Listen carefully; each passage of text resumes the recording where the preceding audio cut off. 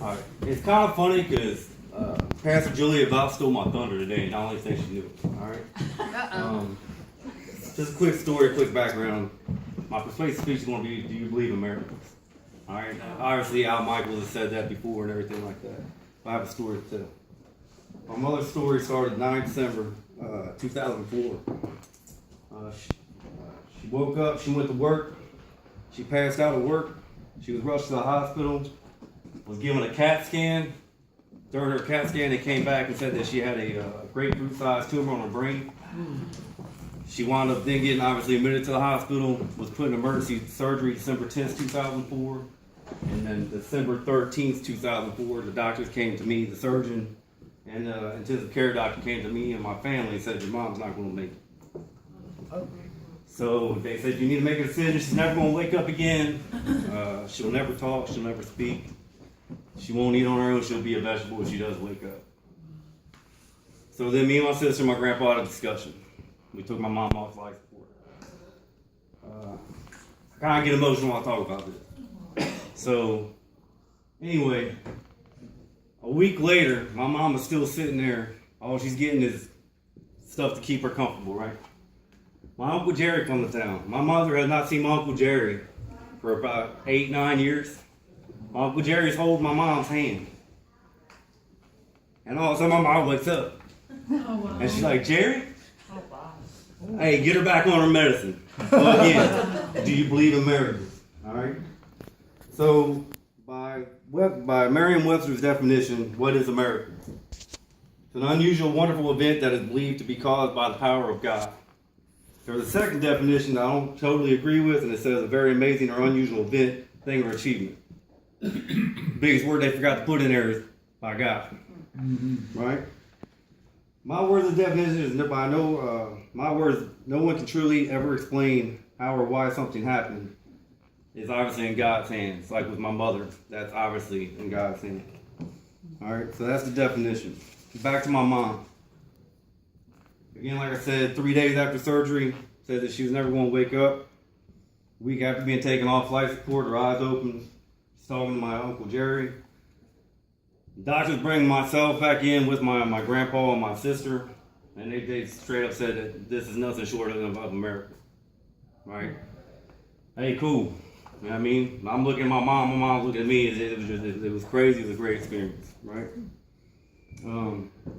Another example.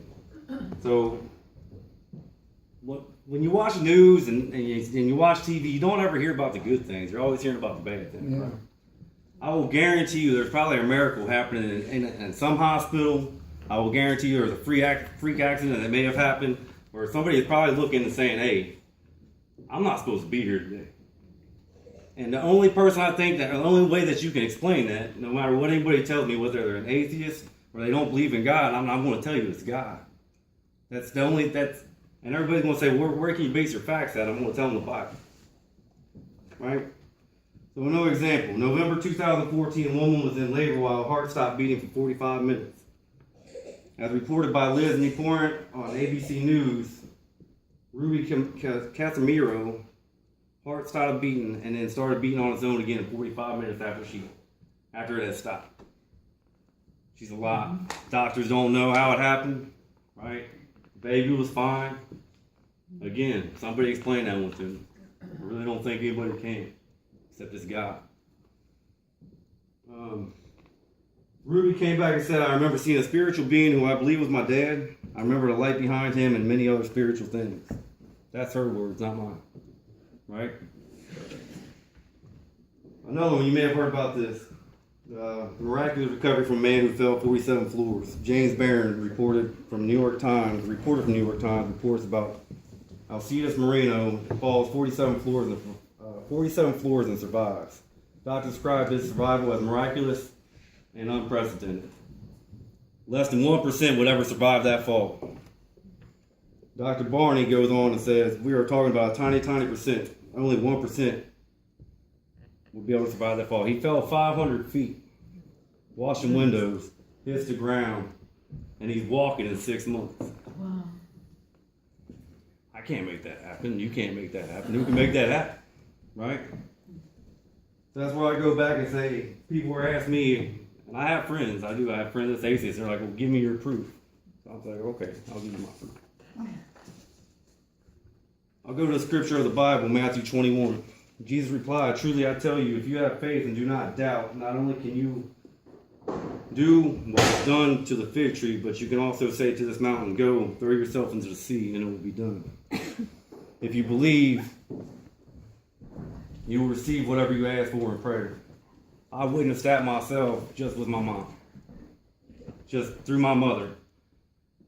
I didn't give my answer prayer the way I thought it was going to be. I was going to take my mom off life support and say, dear Lord, if it's in your hands, just please let her die peacefully. That was my prayer.